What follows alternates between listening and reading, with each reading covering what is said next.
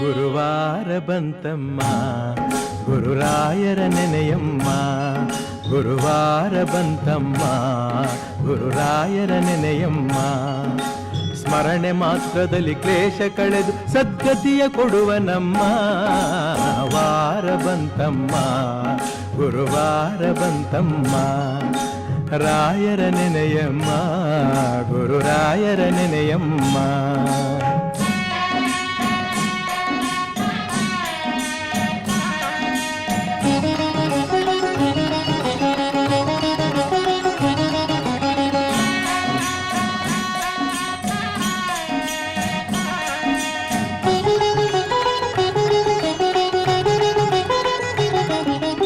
Yogi ಬರುವನಮ್ಮ ಶುಭಯೋಗ ಬರುವುದಮ್ಮ.